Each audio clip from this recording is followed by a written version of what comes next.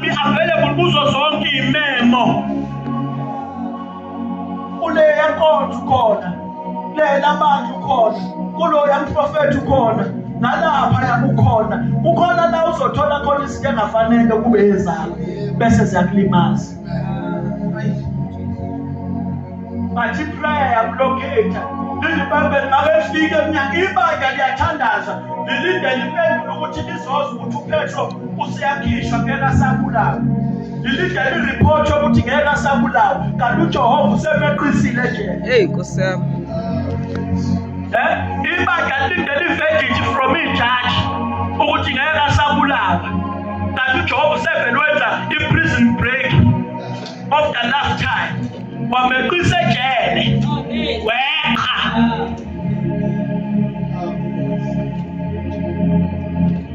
uNkulunkulu wathuma ingelosi yazo omeqisa uPetro ijele. Abazane balindele iprayer ukuthi bazobona endabeni ukuthi okade ebekela ukuthi uzobulawa kusasa ngeke asabulawa. Siyacela ihlobo elizobulawa kanti uJehova usevele wahambela phambili wazomeqa. uNkulunkulu uzokweqisa izinto zakho namhlanje. Uzokweqisa izinto zakho zonke lezi zinto eziboshiwe zivalelekile. uJehova uzozeqisa namhlanje. Yes Lord. When we lindele ukuthi izoza ngo-connection, when we lindele izoza naloya nyaka naloya nyaka, uNkulunkulu uyiletha namhlanje. Namhlanje ebusuku uNkulunkulu uyazeqisa wonke amajele evalele kuzo. Yes Lord. Amen. Lithi iBhayibheli makefika eminyango uPetro akafika ngene bathi ufika uyanuka. Wathi ngithi impendulo zakho ziyanuka zivulele. Nkosi yami. Impendulo zomthandazo wakho ziyanuka zivulele. Lithi iBhayibheli umengqongqotho. Lithi iBhayibheli indodakazi ye-7 uRhoda lithi ya-recognize i-voice bathi ngenxa yokujabula yangavula yabuyela kulaba abathandazayo.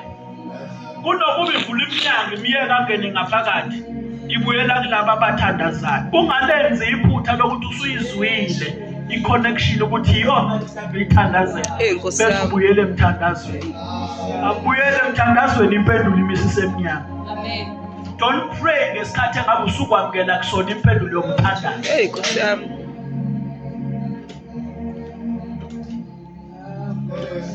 Ungathandazi ngesikhathi angeke umuntu wakwatshala la sekufanele avune khona.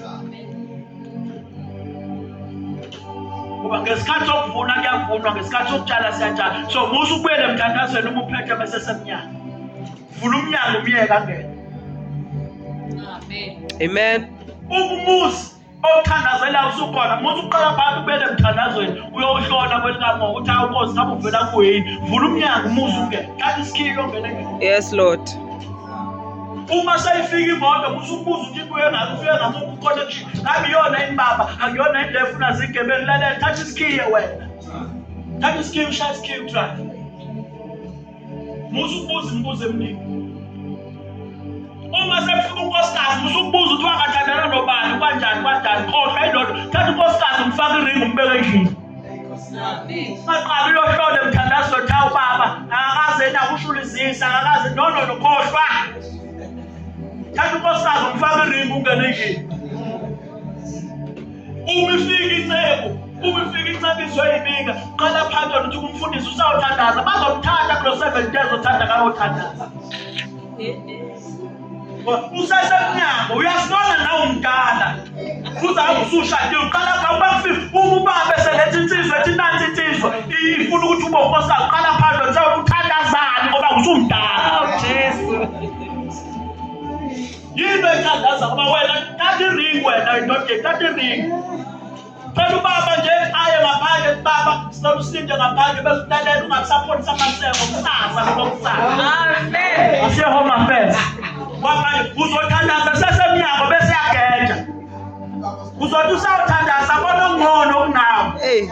Siyanguyidaki wena uzohlangana neyelo bona athi ibuyele kumfundisi incela ukuthi baba engathi angibonanga kahle. Nangibongcele enkolo ngoba usawuthanda athi uthandaza kakhulu wena uyikhona elikhulu. Ungathandaza uphethe sesemnyango, vula umnyango angene. Musu ubuyele emthandazweni. Amen. uzomiswa into zakho. Lithi iBhayibheli, in her joy he failed to open. Don't fail to open the gate. Yeah. Isibusiso sesemnyama. Yeah. Never make a mistake to fail Yeah. to open the gate. Isibusiso sesemnyama. Lithi iBhayibheli, wahamba wawumtshela izwa ukuthi abantu abathandaza ukuthi babheda kangakanani. Uma efika kubona ethe nangu ubheda semnyama, uthi uyabheda wena uyahlala.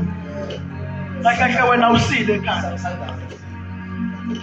Wena ekhaya usile.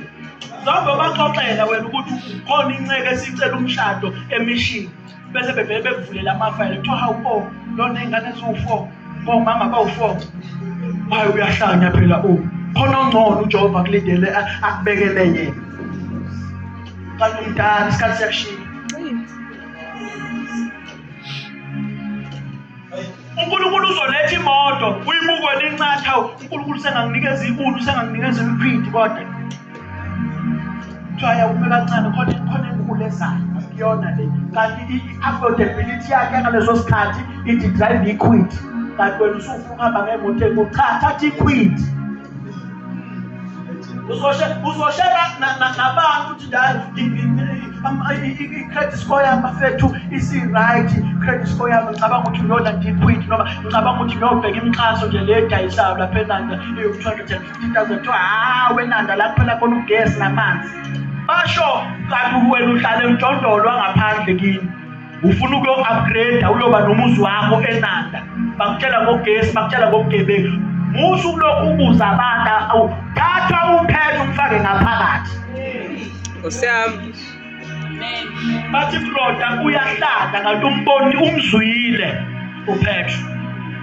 Musu ukuthi umusuluzwile iphimbo lempendulo yakho bese uyoliconsulta nabantu. Akuconsultwa nabantu, uvula umnyango isibusiso singene. Amen. Lithi iBhayibheli kathi uyagula ekhaya. Uthe ekhanda uphilile. Lithi iBhayibheli wabe sathe wathiwa awusiyeke siyathandaza. Khona nababubula ngelimi lapha bathi baba ukhulule kanti nangu sesemnyama.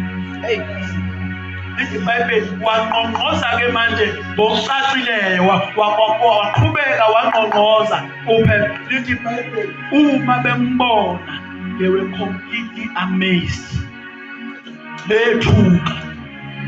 Kunabantu abazothuka. Isithi asizothuka baba after tonight. Yes, Lord. Sizoyibuza ukuthi labantu bese ngibabophe kangaka yini ingenxa ukuthi uNkulunkulu uzobuyisela abapostoli kwi-level yabo. Jonke uzobuyisela abaprofethi kwi-level yabo. Amen. Sikhathele manje abantu abafunda kulosha abayakosami abangisho eMaBhayibheli College. Sikhathele sebefunde kancane. Abamosha abala akuvumile umlomo kaNkulunkulu engazi ngisho iBhayibheli, engazi nanokuthi leli gama lichaza ukuthini. Kodwa eyazizwi kaNkulunkulu eqhamuka emlomeni kaJehova. Amen. Ngoba ibandla kunjenje Bishop sengithandaza. Ibandla loniwa abantu abazi kakhulu imibhalo, hayi izwi likaNkulunkulu. Amen. Hey, Nkosiyami. Sikule disorder khona nje ingenxa ukuthi kwashifta ekulaleleni iphimbo nezwi kaNkulunkulu kwanakwa imibhalo ukuthi imibhalo ithi kukhona abathi asingeni kwi-Old Testament sesaphuma kwi-Old Testament ingakho benza imigilingwane nje. Kukhona abathi hayi asangeni nakwi-New Testament okweshuma singabe sakhokha nawe wabe wabona unakhokha kwi-New Testament. Uyabona nje ixube evanga ngoba bazi imibhalo abalazi izwi likaNkulunkulu. Bazi imibhalo bayihlephula imibhalo but abakwazi ukuhlephula isinkwa sokuphila. Nkosiyami, hlukene ukuhlephula imibhalo nokuhlephula isinkwa sokuphila. Amen. Sukumeni simane.